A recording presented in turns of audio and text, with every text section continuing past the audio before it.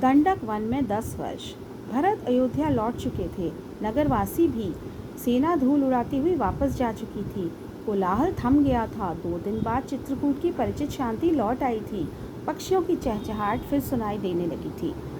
हिरन कुलांची भरते हुए बाहर निकल आए थे। राम पर्णकुटी के बाहर एक शिलाखंड पर बैठे थे, एकदम अकेले, विचार मग्न, कुछ सोचते हुए।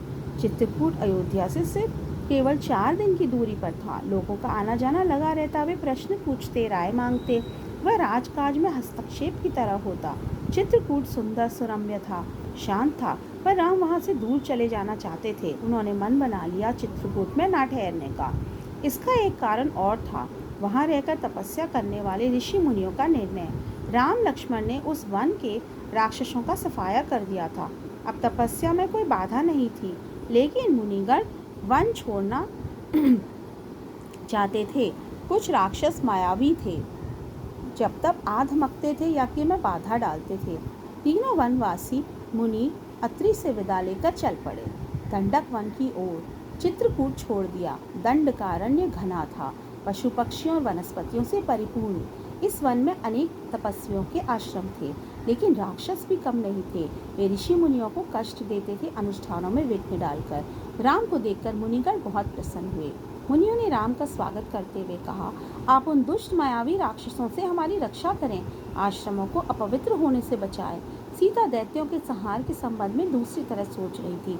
वे चाहती थी कि राम अकारण राक्षसों का वध न करें, उन्हें न मारें जिन्होंने उनका कोई अहित नहीं किया है। राम ने उन्हें समझाया, सीते, राक्षसों का विनाश ही उचित है। वे मायावी हैं, मुनियों को कष्ट पहुंचाते हैं, इसलिए मैंने ऋषियों की रक्षा की प्रतिज्ञा की है।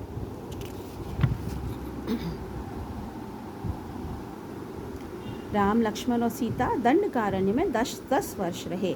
स्थान और आश्रम बदलते हुए वे क्षरभंग मुनि के आश्रम पहुँचे। आश्रम में बहुत कम तपस्वी बचे थे, सभी निराश थे। उन्होंने राम को हड्डियों का ढेर दिखाकर कहा, राजकुमार, ये ऋषियों के कंकाल हैं जिन्हें राक्षसों ने मार डाला है। अब यहाँ रहना असंभव है। सुतीक्ष्ण मुनि ने भी राम को राक्षसों के अत्याचार की कहानी सुनाई। मुनि ने ही राम को अगस्त्य ऋषि से भेंट करने की सलाह दी। विंध्याचल पार करने वाले वह पहले ऋषि थे। मुनि ने राम को गोदावरी नदी के तट पर जाने को कहा। उस स्थान का नाम पंचवटी था। वनवास का शेष समय दोनों राजकुमारों और सीता ने वहीं बिताया। पंचवटी के मार्ग में राम को एक विशालकाय गिद्ध मिला, जटायु। सीता उसका स्वरूप देखकर डर गई। लक्ष्मण ने उसे मायावी राक्षस समझा। वे धनुष उठा ही रहे थे कि जटायु ने कहा, हे राजन, मुझसे डरो मत, मैं तुम्हारे पिता का मित्र हूँ, वन में तुम्हारी सहायता करूंगा। आप दोनों बाहर जाएंगे तो सीता की रक्षा करूंगा। राम ने जटायु को धन्यवाद दिया, उन्हें प्रणाम करके आगे बढ़ गए। पंचवटी में लक्ष्मण ने बहुत सुंदर कुटिया बनाई, मिट्टी की दीवारें खड़ी की, बांस के खंभे लगाए, कुश और पत्तों से छप्पर डाला। कुटिया से ने उस मनोरम पंचवटी को और सुंदर बना दिया। कुटी के आसपास पुष्पलताएं थी, हिरन घूमते थे, मोर नाचते थे। इस बीच राम राक्षसों का निरंतर संहार करते रहे। वे जब भी आश्रम पर आक्रमण करते, राम लक्ष्मण उन्हें मार देते। उन्होंने सीता को पकड़ लेने वाले राक्षस विराट को मारा, वन से राक्षसों का अस्तित्व लगभग मिटा दिया। तपस्वी शांति से तप करने लगे। एक दिन राम, लक्ष्मण और सीता कुटी के बाहर बैठे हुए थे, लता कुंजों को निहारते, उनके सौंदर्य पर मुग्ध होते।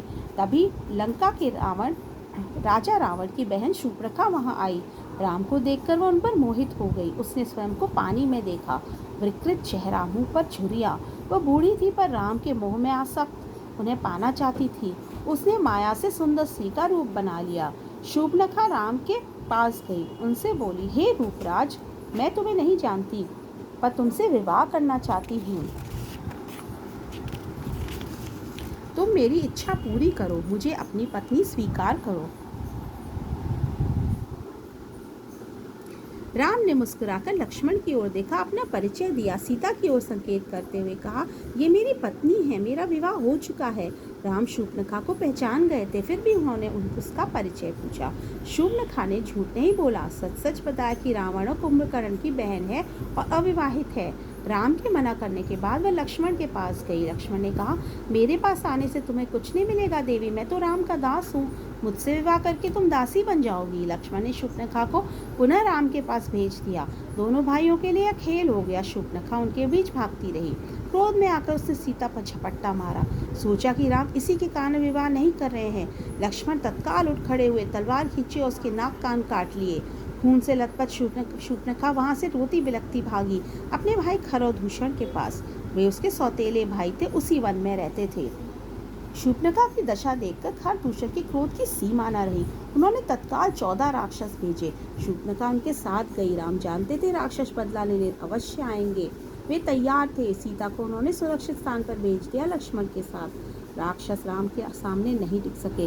देखते ही देखते उन्होंने सबको ढेर कर दिया। शूर्पणखा ने एक पेड़ के पीछे से यह दृश्य देखा।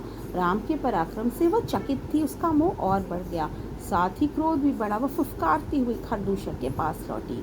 इस बार खरदूषण राक्षसों की पूरी सेना के साथ चले। खर ने देखा कि आसमान काला पड़ गया, घोड़े स्वयं धरती पर गिरकर मर गए, आकाश में गिद्ध मंडराने लगे। ये अमंगल के संकेत थे, पर वह रुका नहीं, आगे बढ़ता गया। घमासान युद्ध हुआ। अंत में विजय राम की हुई। खरदूषण सहित उनकी सेना धराशायी हो गई।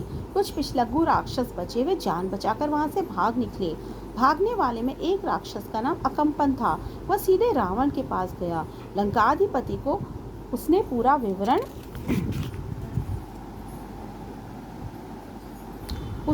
विवरण बताया। अकंपन ने कहा, राम कुशल योद्धा हैं, उनके पास विलक्षण शक्तियां हैं, उन्हें कोई नहीं मार सकता।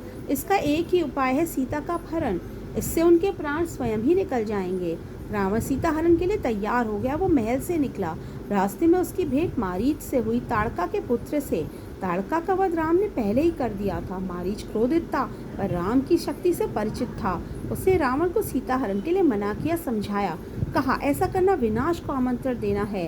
रावण ने मारीच की बात मान ली, चुपचाप लंका लौट गया। थोड़ी ही देर में शूर्पणखा लंका पहुंची, विलाप करती हुई, चीखती चिल्लाती। रावण को पूरी घटना की जानकारी थी, लेकिन उसने शूर्पणखा को सुना। वह रावण को धिक्कार रही थी, फटकार रही थी। उसके पौरुष को लटकाते हुए शूर्पणखा ने कहा, तेरे महाबली होने का क्या लाभ? तेरे रहते मेरी यह दुर्गति। तेरा बल किस दिन के लिए है? तो किसी को मुंह दिखाने लायक नहीं रह गया है। शूर्पणखा ने राम लक्ष्मण के बल की प्रशंसा की। सीता को अतीव सुंदरी बताया। कहा कि उसे लंका के राजमहल में होना चाहिए। शूर्पणखा बोली, मैं सीता को तुम्हारे लिए लाना चाहती थी। मैंने उन्हें बताया कि मैं रावण की बहन हूँ। क्रोध में लक्ष्मण ने मेरे नाक कान काट लिए। रावण फिर मारीच के पास गया। खरदूषण की मृत्यु से कुछ घबराया हुआ था। रावण ने मारीच से मदद मांगी। मारीच चाहता था कि रावण सीता हरण का विचार छोड़ दे। इस बार रावण ने उसकी नहीं सुनी, उसे डांटा और आज्ञा दी, मेरी मदद करो। मारीच जानता था दोबारा राम के सामने पड़ने पर वह मारा जाएगा। राम उसे नहीं छोड़ेंगे। रावण मारीच के मन की बात भांप गया। उसने क्रोध में भरकर कहा, वहां जाने पर हो सकता है राम तुम्हें मार दें, लेकिन न जाने पर मेरे हाथों तुम्हारी मृत्यु निश्चित है। विवश होकर मारीच को रावण का आदेश मानना पड़ा। रथ पर बैठ के रावण और मारीच पंचवटी पहुंचे। कुटी के निकट आकर मायावी मारीच ने सोने का हिरण का रूप धारण कर लिया। कुटी के आसपास घूमने लगा। रावण एक पेड़ के पीछे छिपा था। उसने तपस्वी का वेश धारण कर लिया था। सीता उस हिरण पर मुग्ध हो गई। उन्होंने राम से उसे पकड़ने को कहा। राम को हिरण पर संदेह था। वन में सोने का हिरण? लक्ष्मण बड़े भाई की बात से सहमत थे, पर सीता के आग्रह के आगे उनकी एक न चली। सीता की प्रसन्नता के लिए राम हिरण के पीछे चले गए। उन्होंने सोचा, वन में इतने समय से प्रवास के दौरान सीता ने कभी कुछ नहीं मांगा, उनकी ये इच्छा अवश्य पूरी करनी चाहिए। कुटी से निकलते समय राम ने लक्ष्मण को बुलाया, सीता की रक्षा करने का आदेश दिया। मेरे लौटने तक तुम उन्हें अकेला मत छोड़ना। लक्ष्मण ने सिर झुका के उनकी आज्ञा स्वीकार कर ली। सीता कुटी में थी। लक्ष्मण धनुष लेकर बाहर खड़े हो गए।